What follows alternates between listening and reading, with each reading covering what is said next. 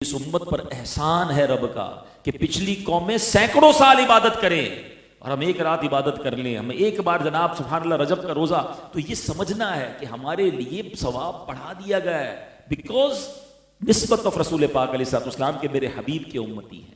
تو یہ وہ مبارک مہینہ جس کے بارے میں احادیث میں مضمون ملتا ہے کہ رجب اللہ کا مہینہ ہے, شعبان نبی پاک علیہ السلام کا مہینہ ہے, اور رمضان نبی پاک فرماتے ہیں میری امت کا مہینہ. علامہ صفوری رحمۃ اللہ تعالی علیہ بڑی کمال کی بات فرماتے ہیں. وہ فرماتے ہیں رجب بیج بونے کا مہینہ ہے, شعبان ان سیڈنگ کو ہارویسٹ کرنے کا, پانی ڈالنے کا مہینہ ہے, اور فرمایا رمضان فصل کاٹنے کا مہینہ ہے.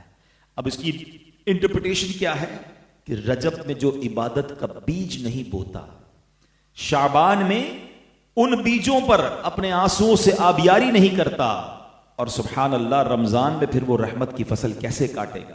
ہمارے اسلاف جب رجب کا چاند نظر آتا تھا اپنے آپ کو فری کرنا شروع کر دیتے تھے, جلدی جلدی مقدمے نپٹا دیتے تھے, لینا دینا ختم کر دیتے تاکہ عبادت میں مصروف ہو جائیں. شعبان میں کیونکہ شب برات ہے, نامہ اعمال پیش ہونے کی رات ہے, اور رمضان آنے سے پہلے پہلے اپنے آپ کو فری کرتے اور پھر اعتکاف میں بیٹھ جایا کرتے تھے.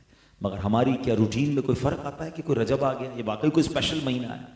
جی ہاں میرے پیارے اسلامی بھائیو, یہ ویری اسپیشل مہینہ ہے, اور کاش ہمیں یہ بات سمجھ آئے اور ہم رجب کا احترام کریں. سبحان اللہ. یاد رکھیے حدیث پاک ہے, حضرت ابو امامہ رضی اللہ عنہ حدیث کے راوی ہیں کہ 5 راتیں ایسی ہیں جس میں دعا رد نہیں کی جاتی. There are 5 sacred nights.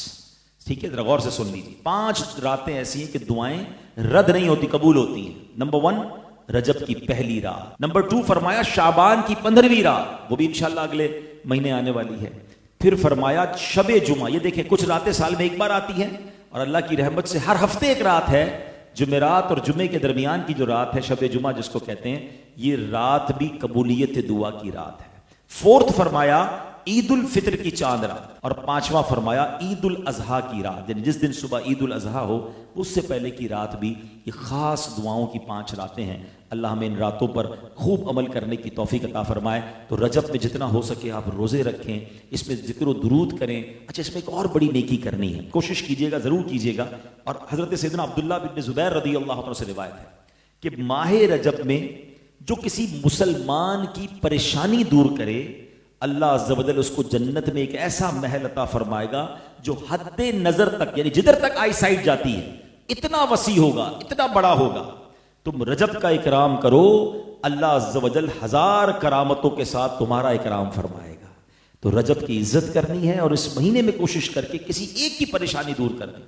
اور پریشان کو ڈھونڈنا مشکل نہیں ہے, آدھی دنیا ہی پریشان ہے, ٹھیک ہے نا. ہمارے ملازمین میں, ہمارے غریب رشتہ داروں میں بہت سارے لوگ کسی نہ کسی ڈیفیکلٹی میں. تو کوئی ایک کسی کی پریشانی, چاہے وہ مالی پریشانی ہے, مورل سپورٹ چاہیے, کوئی اس کو جناب کسی طریقے بھی ہیلپ چاہیے, اس کی پریشانی آپ اس نیت سے دور کریں, انشاءاللہ اللہ کریم ہماری پریشانیوں کو دور فرمائے گا.